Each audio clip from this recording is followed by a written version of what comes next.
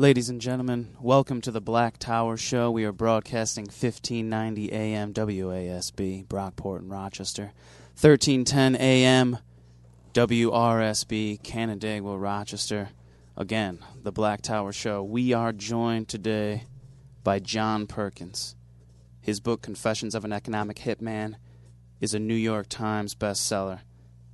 John Perkins has lived 4 lives as an economic hitman, as the CEO of a successful alternative energy company, as an expert on indigenous cultures and shamanism, and as a writer who, in telling the real-life story about his extraordinary dealings as an economic hitman, has exposed the world of international intrigue and corruption that is churning the American Republic into a global empire despised by the world. His latest book, Hoodwinked, is in stores now, so we're going to talk to John Perkins. And I'm joined here. Jake, how are you doing? I'm doing good. I've been following John Perkins' career for a number of years now. I've read every one of his books.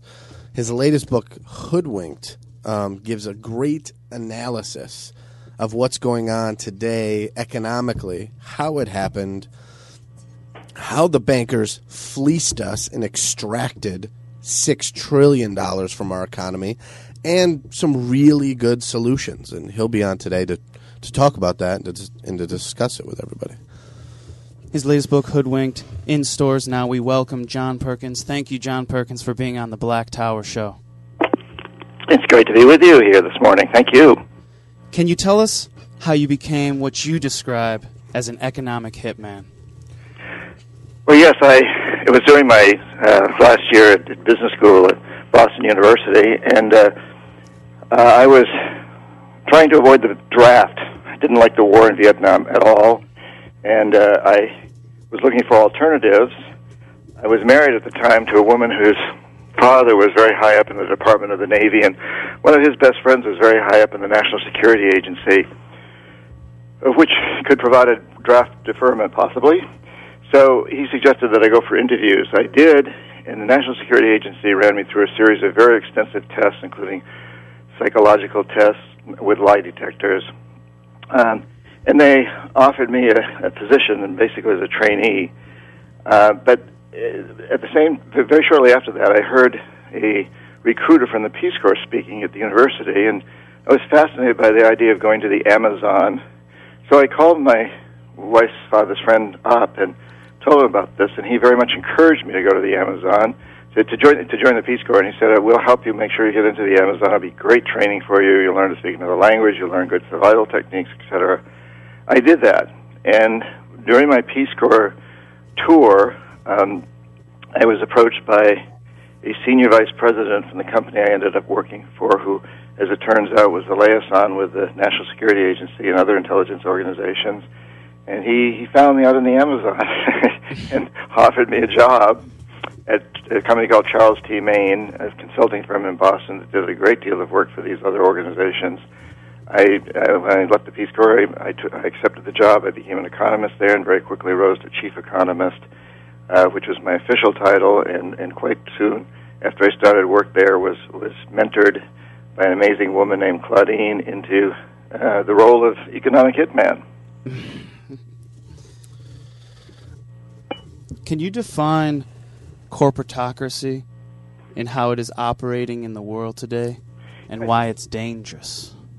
Well, I think it's fair to say that today we do have the world's first truly global empire, but it's an empire it's not really about a government running it. We don't really have an emperor. We know that. An emperor is not elected, doesn't serve limited terms, and doesn't report to anyone. Our presidents aren't like that. Today, this empire is really run by the big multinational corporations, and the heads of those corporations, who aren't elected, don't serve limited terms, and don't report to anybody. And this is a group of people that run our biggest corporations, the big multinationals, and they call all the shots around the world. Nobody gets elected president of the United States or any other major democracy without receiving tremendous funding from these people, and therefore being beholden to them. These organizations, these corporations own the mainstream media around the world. We've really gone from a time when, several hundred years ago, geopolitics was controlled by religious organizations. And then it became governments. And now we've moved into a new era where everything is really under the control of the big corporations.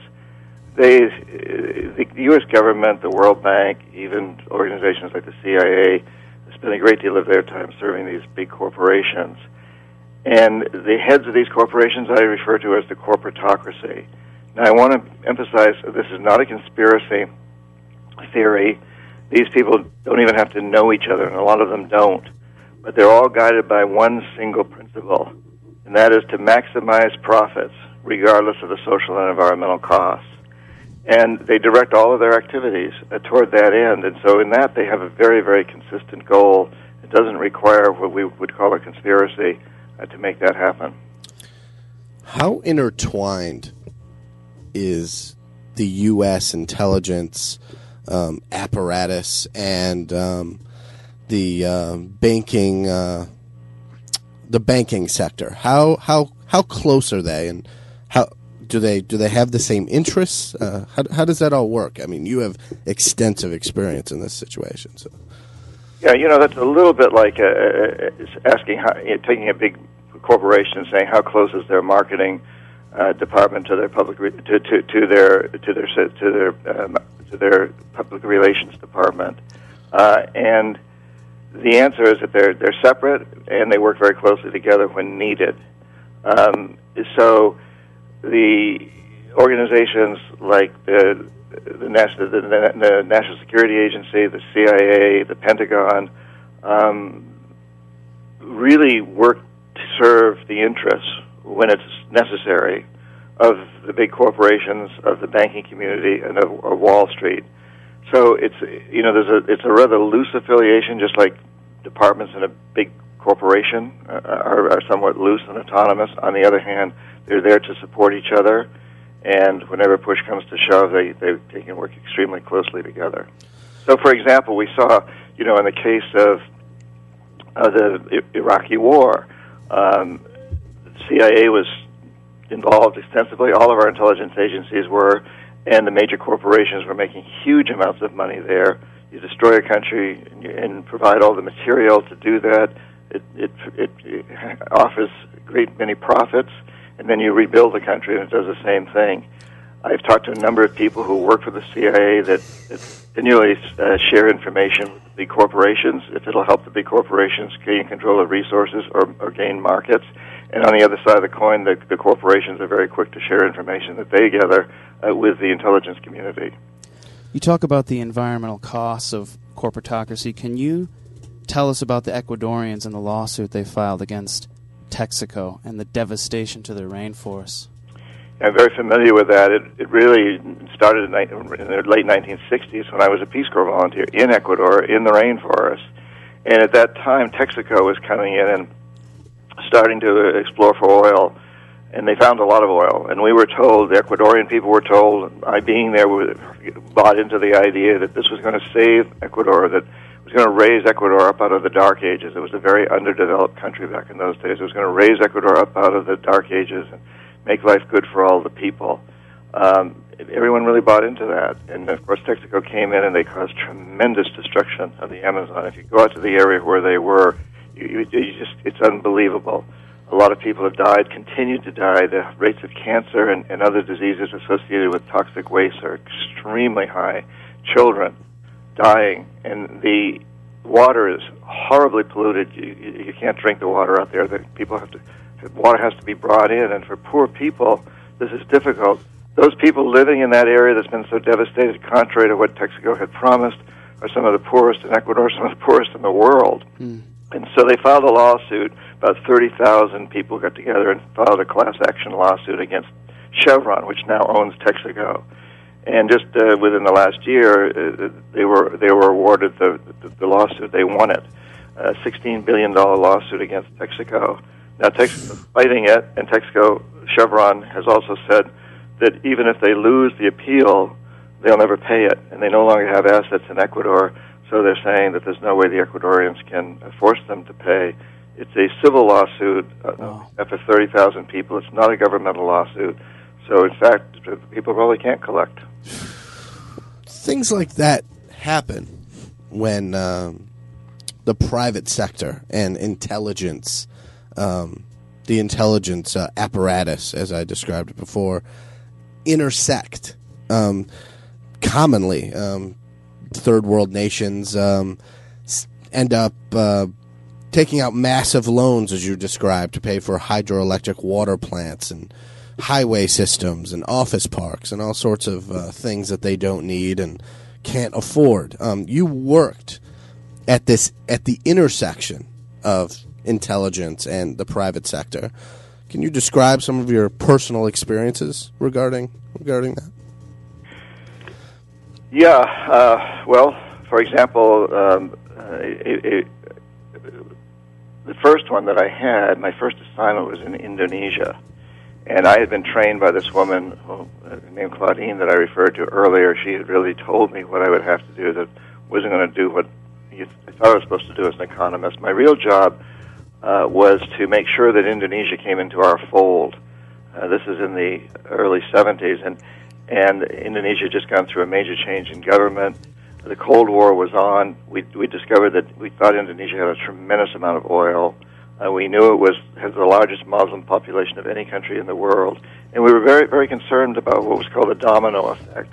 We were losing the war in Vietnam. We knew we were going to lose the war in Vietnam, and the concern was that all the other nations of Southeast Asia, beginning with Indonesia, would follow suit and become communist. And Indonesia was openly flirting with the Soviet Union. So I was sent in to convince the leaders of that country to accept huge loans from the Asian Development Bank, the World Bank, USAID, and other financial organizations. The money from those loans would go to our own corporations. It could be construction companies, manufacturing firms like General Electric, to build a huge electric system throughout the island of Java, the most populated. And this electricity would serve the very rich who had factories and who wanted to build more factories. They owned big commercial buildings. They owned the cities, essentially. And they would benefit from all this electricity. Of course, the first beneficiary would be our own corporations. So the money never actually went to Indonesia. They did accept the loan. They wrote off on it. They guaranteed it by the oil that was still in the ground. That was their collateral. And yet the money never went to them. It went from banks in the United States to other banks in the United States, from the World Bank to the banks of corporations like Texaco and Brown and Root, the big companies. And in the end, the wealthy people of Indonesia gained a lot because they get the electricity. They were able to build up their economy. The poor people get poorer and poorer. They were left holding a huge loan, and trying to repay that loan meant that money was not available for education, health care, and other social services. And in the end, Indonesia was never able to pay, so we went in and claimed our pound of flesh. And this is very, very typical of the scenario that I've just described, that my job was, in essence, to put these countries deep into debt, to have the money be used to hire our corporations to get very wealthy off of it, help a few of the rich people in those countries who would control the politics and make sure the country didn't go communist and that we get the oil. And then the country's left holding a huge debt, and at some point we go back and say, hey, you got to privatize your electric system or your water and sewage system. Sell it to our people. Vote with us on the next critical United Nations vote. Let us build a military base on your soil. That sort of thing. Sounds like a nightmare. It is a nightmare. And, it's unfortunate that most people in the United States have no idea that we're doing this. They think these countries are benefiting tremendously from these loans that we're making. The rich people are benefiting tremendously, but the poor people are not. And in fact, the poor are getting poorer, and the gap between wealthy and poor has increased significantly as a result of these activities. That speaks to, how do these titans of industry, of finance, of companies like yours, how do they deal with this psychologically? How did you deal with doing this work psychologically? I mean, did you lie to yourself? Did you not care because the money was so good? I mean, all of the above. Did you take some? I mean, I don't know. I'm sure you've seen this type of attitude where Lloyd Blankfein, was the CEO of Goldman Sachs, was quoted as saying he was doing God's work. I mean, have you ever ran across someone as narcissistic as that? Absolutely. We hear it all the time in the current political campaign, don't we? I mean, just the other day I heard somebody high up in the Republican Party saying, of course we shouldn't tax the wealthy anymore. You know, the idea, the NPR reporter was saying, well, don't you think that the billionaires could get at least another 2% added to their tax? And the response was, no, they're doing God's work. They need to have that money so they can build up the economy. You know, the trickle-down effect, which really doesn't exist. It doesn't happen that way. But we hear this, and you know, when in our business schools, when I was in business school, and still today, we're taught that if you invest billions of dollars into things like what I was doing, these big infrastructure projects, power plants, and highways and industrial parks, the economy will grow. And in fact, we can show statistically that it will. The gross domestic product of the countries, the economy does increase after you've injected all of these monies into it.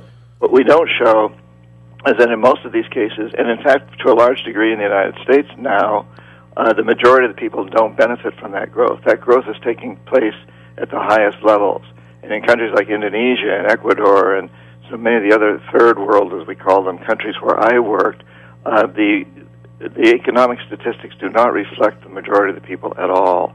They reflect the people at the very top of the pyramid. And an awful lot of people in these countries, you know, they barter, they trade things, and they shop in small, rural, or even in the city, small markets that have no statistics. Nobody collects the statistics. So it doesn't show up. What shows up is the output from the big industries and the banks and the commercial centers. So it's easy for someone like me to justify what I did statistically, and we're constantly told in schools that that's the right thing. I was patted on the back by Robert McNamara, president of the World Bank, former defense secretary of the United States, and told, son, you're doing a great job here. On the other hand, because I'd been in the Peace Corps, I think, I began to see through the veneer. It took me a few years, but I began to see through the veneer. Also, when I traveled in these countries, I hung out with the people as much as I could. I tried to learn the local language. I hung out with them. Most of the people in my job don't do that. They stay in the little U.S. enclaves. So I think an awful lot of people in this business have no idea of what's really going on. And we are told that this is God's work. And most people believe it. And the other side of it is, yes, they're making good money. They're traveling first class. They're living very luxurious lives. It's easy to want to convince yourself that the lies are true. You're absolutely correct that that's starting to happen here. 75% of all of the GDP growth that happened in 2011 was in the banking sector, while economic inequality grows here. We spend 7 times as much on defense as we do on education. 800,000, for instance, private intelligence employees have been hired since 9/11. All of these crazy terrorist attacks that have been seemingly plotted by the U.S. government and carried out by these patsies has been done a bunch of times in recent years. And they take away our rights. They throw in the body scanners, the Patriot Act, all of these things. It seems as though this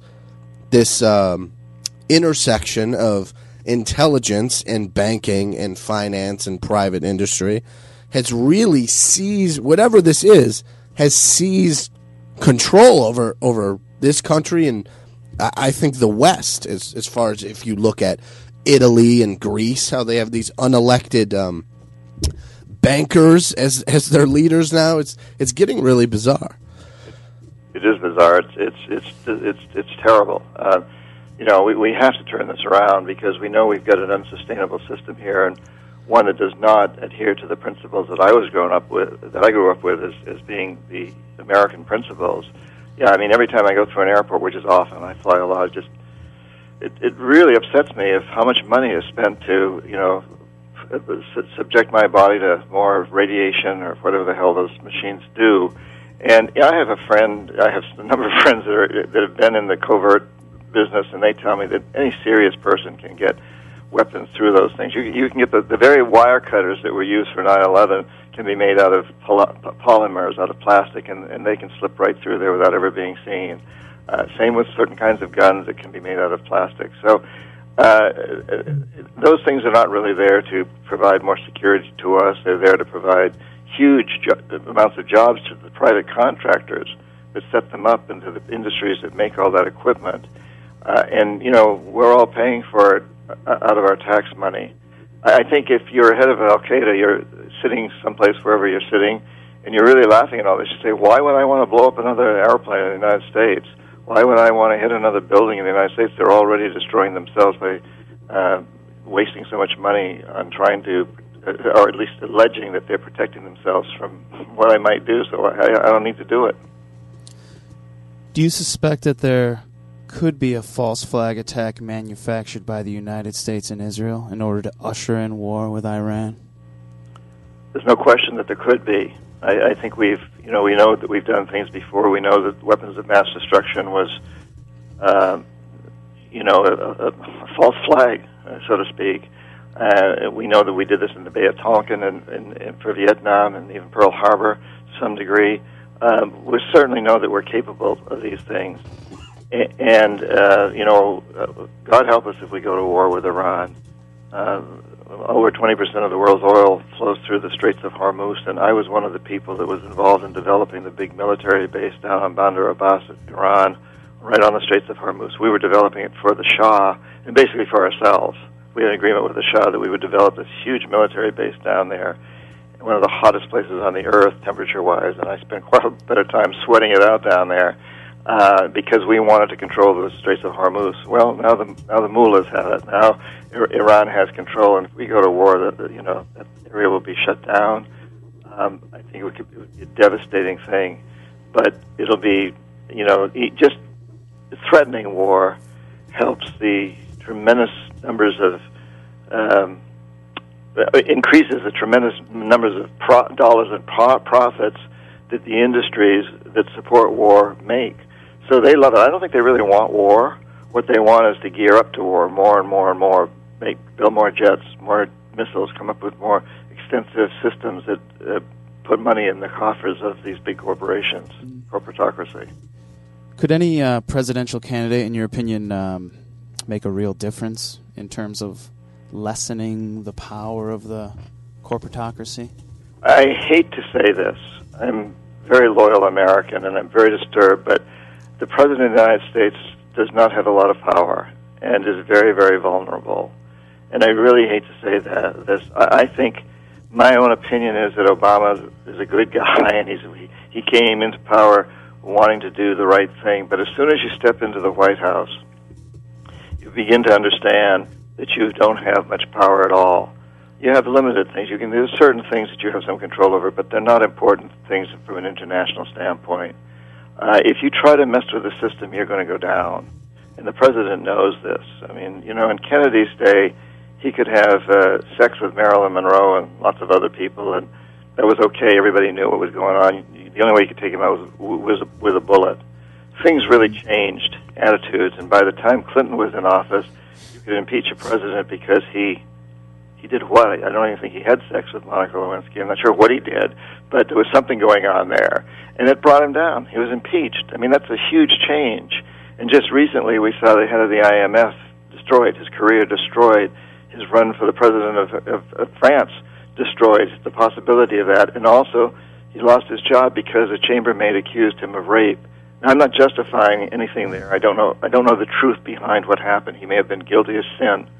But what I do know is that when something like that happens, it serves notice on an Obama and other major world leaders in democracies that you can be assassinated through character assassination, by just the accusation of one person can destroy a person's career. And so the president knows he's extremely vulnerable and has to toe the line. Well, you've seen what this group of people, what ends they will go to get what they want. You were good friends with Jaime Roldos, and you saw what happened to him, and you warned what happened to him. You warned to him what was going to happen to him. Excuse me. Can you break down that situation for the audience? Because I don't think a lot of people understand what depths this cabal, if you will go to get what they want. Yeah, I think Roldos, who was president of Ecuador, first democratically elected president in a number of years following military dictatorship that had been put into power by the CIA, and Omar Torrijos of Panama, head of state of Panama. I worked with both of those men, and I think they're a really good example of what happens here, because this was back in the late 70s, and both of these men had tremendous integrity. My job essentially, and I'm obviously oversimplifying this, but my job essentially was to say to heads of state like Roldos of Panama, of Ecuador, and Torrijos of Panama, listen, you buy into this deal that I want us to set up here. You take on all this foreign debt. You've got oil in your country for Ecuador, and you've got a Panama Canal and a bunch of other things that we wanted in Panama.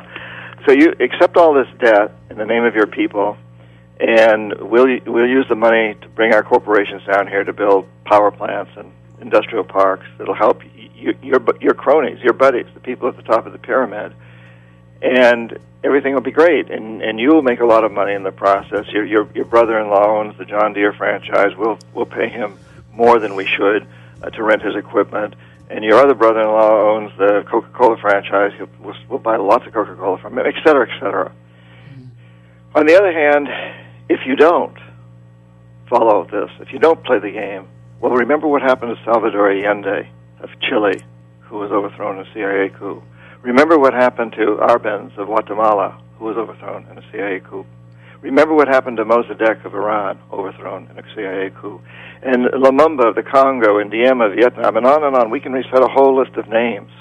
And incidentally, all of these, the United States has now admitted to, the ones I just listed. And these presidents like Roldos and Torrijos know what happened. And they know that the same thing can happen to them. But and most of world leaders then go along with what I'm asking of them. But during my 10 years as an economic hitman, the only two that did not were Roldos of Ecuador and Torrijos of Panama. They had tremendous integrity, and both of them were assassinated within 3 months of each other in CIA assassination. I mean, CIA denies it. We've never admitted to those, but I was there, and the evidence is very clear. Do you worry for leaders like Hugo Chavez? You talk about in your book, Confessions of an Economic Hitman, that the war in Iraq may have saved Chavez. Can you discuss these points? Sure. Chavez, in 2002, well, let's go back right after 9/11. Chavez was elected in the late 1990s, and he got along pretty well with the U.S. president then, with Clinton. And then after 9/11, he criticized. He said about the United States, he said, well, maybe the United States will learn a lesson from 9/11, that you're vulnerable too. I hope the United States really gets it, because now you're in a position like so many of us have been in. Bush bristled strongly at that, and it escalated. So there was a tremendous animosity that grew very quickly between these two men. And in 2002, a CIA coup was launched against Chavez. He was very smart. He was expecting it, and he survived it. We heard about the thousands of millions of people that came out of the poor barrios to demonstrate in his favor once he was overthrown. But what we didn't hear so much about was that he also had private security guards hidden in secret passageways in the presidential palace. And as soon as the usurpers came in and sat down in the president's seat, these guys came out of the shadows and put guns at the heads of the usurpers. So there were two things going on. You get back into power. Now, I think normally, at that point, the Bush administration would have gone in and done something much more drastic. They would have continued to put the pressure on, and probably gone to war. But we were already totally engulfed in a war in Iraq, and also one that was escalating in Afghanistan. Resources were spread thin. The Bush administration was under a lot of pressure. I also think they were afraid to pursue this with Venezuela because they feared that they might lose the oil supplies in the Middle East due to the wars that were going on there, and then they would therefore need oil from Venezuela. So they did not press, and Chavez stayed in power. And as a result of that, people around Latin America said, my God, the Bush administration and the CIA, they're just paper tigers. They can't take this guy out. And consequently, 9 other countries totaling 10 countries, roughly over 80% of the population of Latin America, voted in democratic elections presidents whose main policy was to stand up to the United States and the corporatocracy, the big corporations. 10 countries. And every one of those 10 countries, during most of my lifetime, was run by brutal dictators. Every one of them. And those dictators were, for the most part, put into power and kept there by the CIA. So because Chavez stood up to this coup, survived it, a revolution, a democratic revolution, occurred in Latin America. So it was a very, very significant thing that happened there. And incidentally, I'm not trying to justify Chavez and his extreme rhetoric or his policies necessarily, but I will say that he did change the history of Latin America. Like, as of this year, there was Libya, Iran, Syria, North Korea, and about a little more than a decade ago, Iraq. All of those countries weren't part of the central banking system. Iraq fell. Libya just fell, and one of the first things, oddly enough, for these rebels to do was to set up a central bank for some crazy reason. Syria is about to go. The only two left are Iran and North Korea. Do you see a pattern here of aggressive behavior towards these countries that aren't part of the system, so to speak? Yeah, I think you just answered the question yourself. There isn't. You painted the pattern. It's yes, we very much support our central banking system, the Federal Reserve, and the U.S. dollar. And whenever anybody threatens that, it's just Saddam Hussein threatened it. He threatened to open an oil burst, an oil exchange that would trade oil for something other than dollars, and to get out of the Federal Reserve.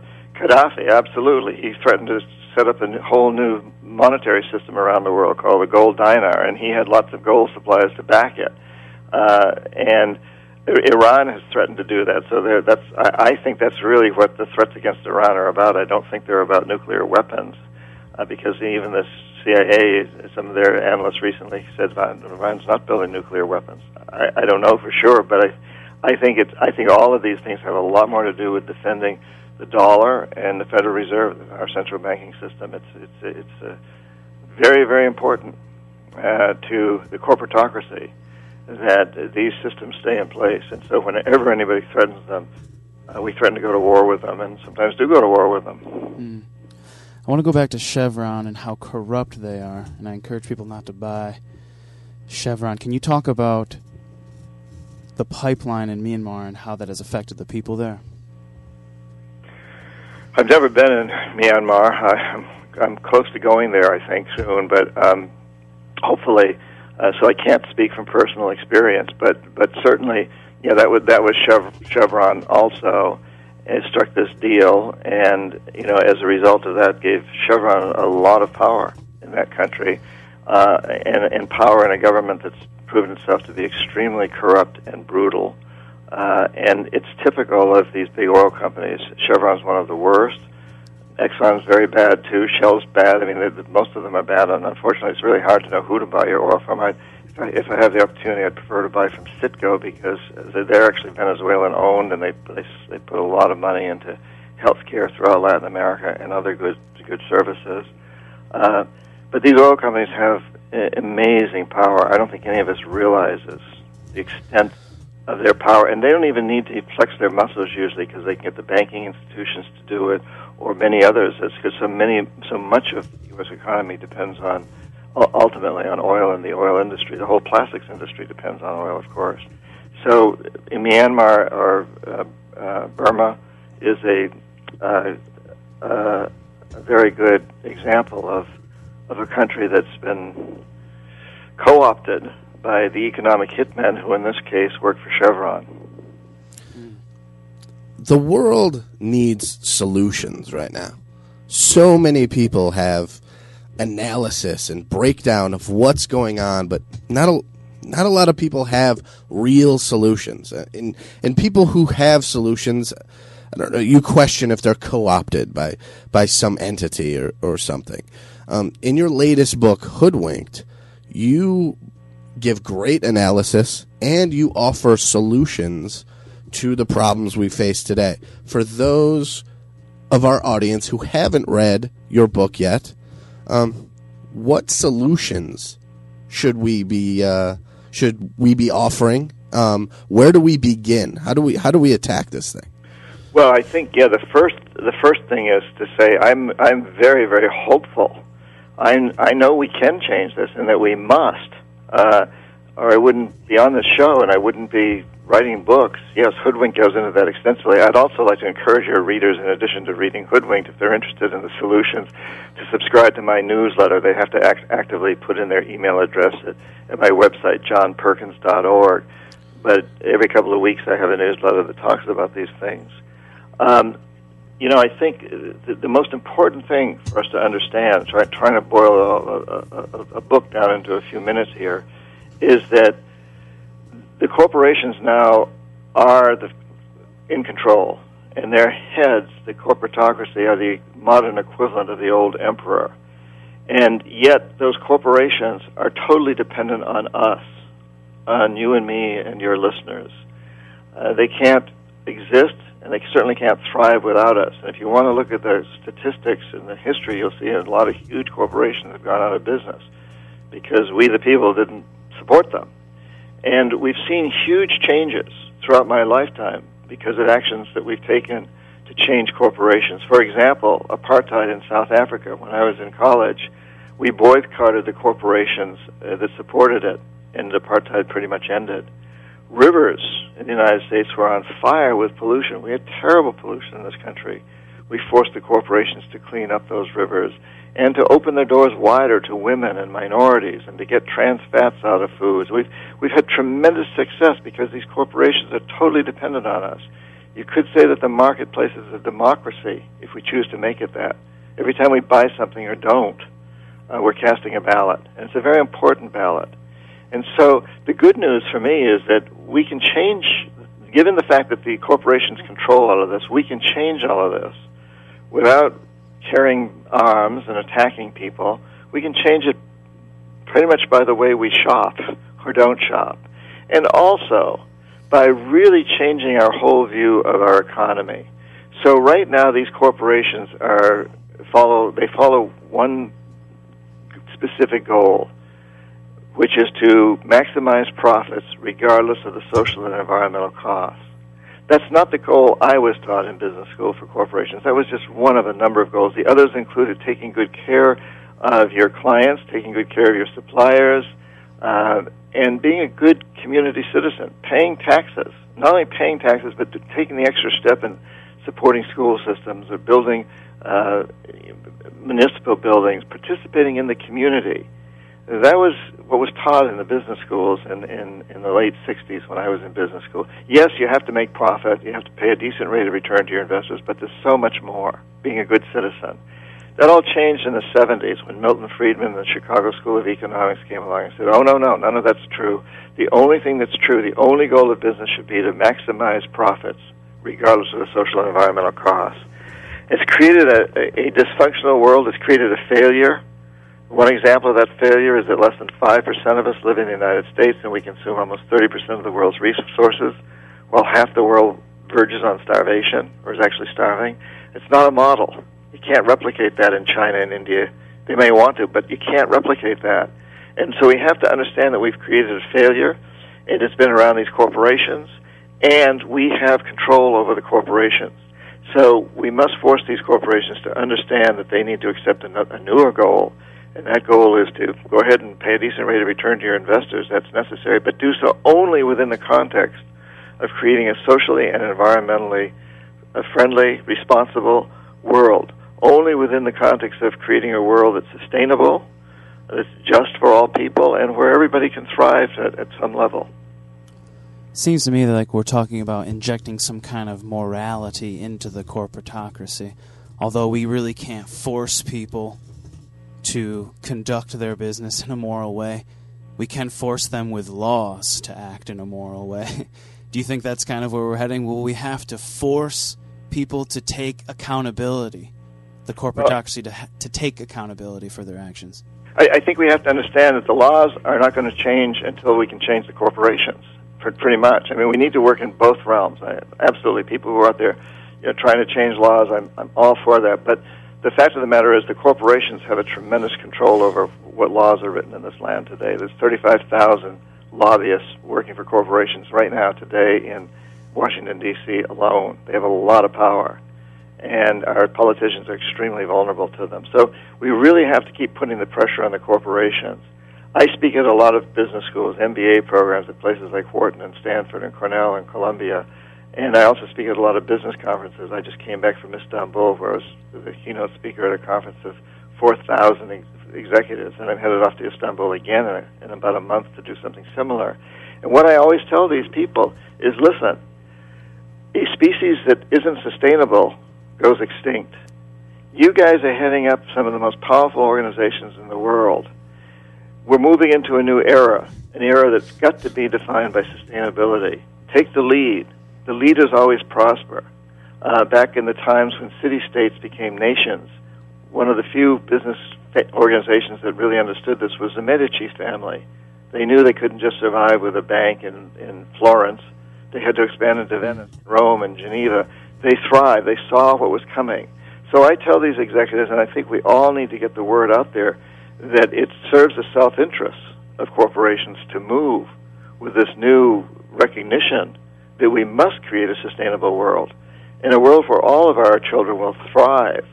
You know, I have a 4-year-old grandson, and he lives near me, and when I spend time with this young man, I think, what's this world going to look like when he's my age? And we all know it's going to be pretty hideous if we stay the route that we're on now. But we can change it. But we have to recognize that my 4-year-old grandson growing up in the United States is not going to have a good world unless every child growing up in Botswana and Bolivia and Indonesia and all the rest of the world also has a good world. This is brand new. You know, for the first time in history, we're all in this together, and for the first time in history, we're all communicating with each other by the internet and streaming and cell phones. We're really getting it. We're truly a very small world. You know, we're a fragile space station, and unlike the space station the astronauts built, ours doesn't have any shuttles. We can't get off. We got to take care of it for everybody.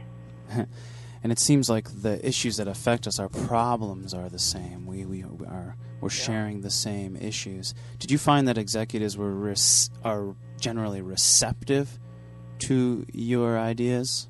Well, they keep asking me to speak at their conferences. So that's good. Yeah, and a lot of them, and a lot of them do come up to me afterwards and talk. I mean, they're obviously faced by a dilemma. And I was recently sitting on the airplane with a young man who has a very, very successful business that he just recently opened in China. He's been in business for 20 years. He's in his 40s now, and he originally produced his product here in the United States. It became too expensive, so he went to China. And now he's become very socially conscious and environmentally conscious, and he's determined to make that business be very socially and environmentally responsible. At the same time, he has to compete with other businesses that may not be quite as concerned. So you recognize that these people, all these business leaders, the ones that really do want to change, they're in a bit of a bind. They've got to survive. They've got to make their own business sustainable. They've got to compete. So I think what's really important is for all of us to really get this, to understand it, and to do our homework. And for example, you know, when I buy a pair of socks or jogging shoes or whatever, I send an email to Nike and I say, hey, you know, I would love to buy your product, but I'm not going to because you still got slaves working in sweatshops in Indonesia. I bought from so-and-so instead, and I send an email to so-and-so and tell them that I'm happy with what they did and keep doing it right. And that stuff gets through to people. It is changing things. You know, Walmart is getting greener, and it's because we put pressure on them. And things are changing, and some of it may just be greenwashing. You know, it may be a lie. It may not. They may be doing it for the wrong reason, just to sell more product. But you know, even that is positive. It's like the 12-step program. The first step is to admit there's a problem. And if you're a corporation, let's say Walmart, I don't know what their real intent is, but if their intent is not really to be green, but simply to sell more product, but they become greener in order to do that, that's a powerful message in and of itself. It's a beginning. And we, the people, all of your listeners, need to keep pushing harder and harder to let these corporations know that we're going to support the ones that are going to take care of our kids. And Absolutely. we're not going to support the ones that don't give a damn about that. Absolutely. In your view, who is at the top of the pyramid? By your analysis, who's really driving this this whole thing? Is there something at the top driving this whole thing, or is it just a huge cultural problem we have, would you say? You mean, like, is there a Wizard of Oz who sits up there and pulls all the strings? Sure. Yeah, I've never met him, if there is. And that's part of the conspiracy theory thing, I think. And if that's the case, I'm not familiar with it. What I am familiar with is a lot of executives who have a great deal of power through their jobs as executives, who are, and some of them are sociopaths, some of them are not good people, they don't give a damn about anything else, but a lot of them, and we certainly encountered them at Enron, didn't we, and on Wall Street during this last collapse. But I think a lot of them are good people like you and me, and in any case, the people that walk the halls of their corporations, a lot of your listeners are undoubtedly work for these corporations, and we all subscribe to them, we buy from them all the time. So there's a lot of good people out there. And I think that's what's terribly important for us to understand. And even the sociopaths at the top, the ones that are sociopaths, have to know that if we don't buy their goods and services, they're not going to survive. And they do get computer printouts once a month or regularly about the emails that come in. Little matrices. They don't read all the emails, but they get matrices about what people are saying, and it has an impact. And it is having an impact, but we need to make it have a stronger and stronger impact. And I think you alluded to something earlier when you mentioned how much money we spend on the defense industry. It's well over 60% of our official budget goes to killing people. We need to turn that around. What if a percentage of our current military budget went to hire the same corporations, Raytheon and General Dynamics and General Electric and General Motors and all the other generals out there, hire them to, instead of making missiles and armored plate, come up with means to clean up the terrible pollution in the waters of Latin America and Africa and the whole world, and the polluted lands that our agribusinesses have polluted so terribly, and the polluted air. What if we spend a percentage of our budget paying the big agribusinesses to, instead of making NGOs, to instead help the starving people of Africa grow food more efficiently, store it, and distribute it? We can create a new economy that's not based on war and it's not based on making a bunch of stuff that a few rich people buy, but instead, let's create an economy that does really emphasize sustainable energy and new transportation systems, new banking systems, new everything that is much greener. And it creates a much more just world, which means we'll have a much safer world, too. Let's change our economy. There's a tremendous need for all kinds of new goods and services out there that will really serve the needs of the people and of this planet. We're talking today with John Perkins. His book, Confessions of an Economic Hitman, is a New York Times bestseller.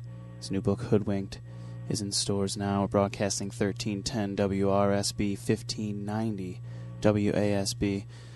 Can you tell us about your organization, Dream Change, and some of the work you're doing with them?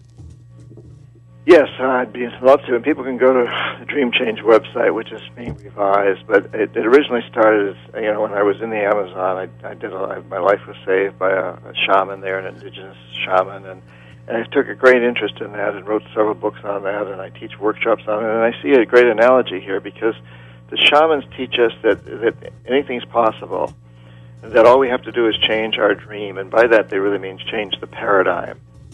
So the dream of our culture really, during most of my lifetime, has been extreme materialism. And I think we are really moving into an area where people are recognizing that that's not working very well, that the wealthiest nation in the history of the world, the United States, also has the worst statistics as far as suicide and drug abuse and incarceration and homicide and child abuse. We're not a happy people. Wealth doesn't bring happiness. And you look at the people sitting at the top of the pyramid, most of them don't, the ones that I know, are not particularly happy people. So we're moving in a new direction, and I think we're beginning to really see that we have to create a new dream. So I created this organization back over 20 years ago called Dream Change to help make that happen. And out of that grew another amazing organization called the Pachamama Alliance, Pachama. You can go to pachamama.org or dreamchange.org and learn more about these. But basically, it's all about transformation. It's all about helping us move into a new dream, a new paradigm, a new time. The age of Aquarius is all about that. We've got all these prophecies that tell us that we are at a time with the potential for that to happen. And whether you believe in prophecies or not, I think we can look around and see it is happening. The Occupy movements, the Arab Spring, the democratic revolutions of Latin America. People are protesting Putin in Russia. Who would have ever imagined such a thing? Yeah. So things are happening. People are waking up. This is a time to wake up, and we are waking up, but we need to keep pushing it harder and harder. Yeah. By my analysis, a lot of our current problems can be traced to the fact that we don't have a real labor movement in this country anymore. A lot of unpopular bills get passed. A lot of unpopular things are done in Washington because what the most important thing, in my opinion, what a labor movement does is connect the struggle in the street to the struggle in Washington, D.C., or the struggle in Albany, New York, or Sacramento, California. And that connection has been severed. And, what's your take on that? Well, I agree. I think it's very sad that what's happened to the labor movement. The wind was taken out of its sails. Reagan made some huge moves when he put down the air traffic controllers. And it was interesting because Reagan had been a union steward in Hollywood in his day for the Actors Guild. But this has just continued and continued. I also think labor leaders made some terrible mistakes. I think labor has to take on some of that responsibility. And the consumer movement we've tried to have, and that's been successful on many different levels, but not entirely so.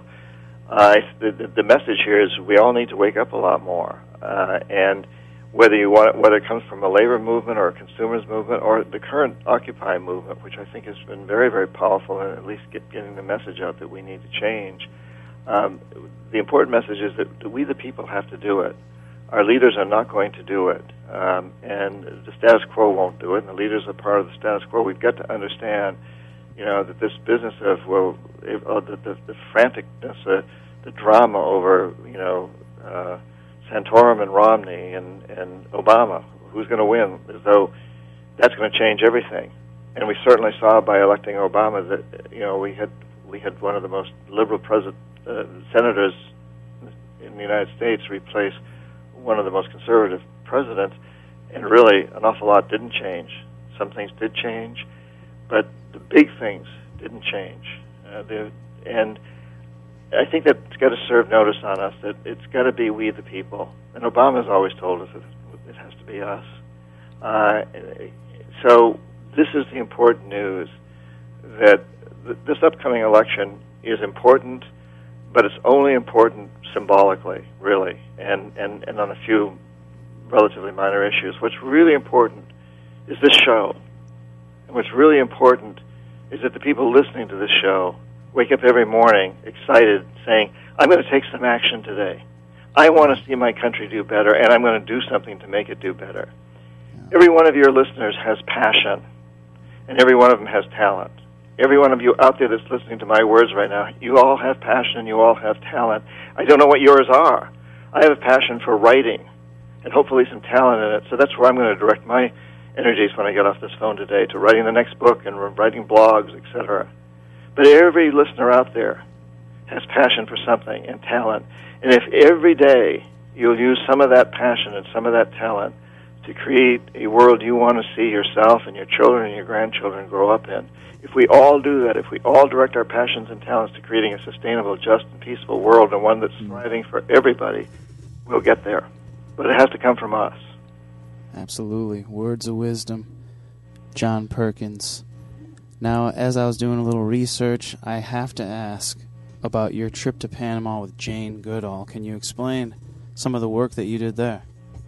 Well, I learned how to do a chimpanzee greeting, for one thing. Jane is extremely good at that. She's a remarkable human being. That's got to be fascinating. It is fascinating. She's a remarkable human being. Wow. And we were both involved in a project down there to help restore this. When I lived and worked in Panama in the 70s, was one of the densest jungles in the world. It's called the Darien, and it's it's in Panama primarily, but it's right on the border with Colombia, and most of it's been destroyed in the 70s. And so we were both working toward helping restore some of that and preserving what's left of it. And it was, Jane is a remarkable human being. She's very, very dedicated and very smart, and has tremendous amounts of energy at her age and her time in life. She's a great example for all of us, and for me, a beautiful role model. I love her. That's great. Thank you, John Perkins, so much for being on the Black Tower Show. I'd love to talk with you all day. My Give words of wisdom. And so, any parting wisdom that you would like our listeners to have right now? I mainly like to thank you for what you do. It's so important that we keep getting this word out. And for your listeners, have great hope, but take an action every single day. It may be just sending a few emails. It may be taking to the streets and demonstrating. But whatever your passion is, follow it. But every single day, do something to create a world that's sustainable, that's peaceful, that's just for all people, and where all sentient beings on this planet can thrive. And if we all do that every single day, we're going to get there. Thank you, John Perkins. You have a great day. You too. Thank you. Bye. Ladies and gentlemen, that is the Black Tower Show. Broadcasting 1590 AM WASB, Brockport, Rochester, 1310 AM WRSB, Canandaigua, Rochester. We just got done talking to John Perkins. His book, Confessions of an Economic Hitman, New York Times bestseller. What'd you think about that, Jake? Oh, I thought it was the most interesting guest we've ever had. Absolutely. Yeah, it was very exciting. That guy covered a lot of ground, and I was literally interested in everything he had to say. Yeah. It's funny, man. He was on the dark side. Yeah. He was Darth Vader. Yeah. For sure. It certainly got Quiet Storm Nate in there. So. Yes, the Quiet Storm. All right, so without further ado, we're going to get out of here. Time's running low. So thank you, everybody, for listening to the Black Tower Show. Check us out on Facebook, Black Tower Show, on Twitter, Black Tower Show, and hit us up on Facebook. I know we got some interesting news articles you can check out. So everybody out there, have a good day.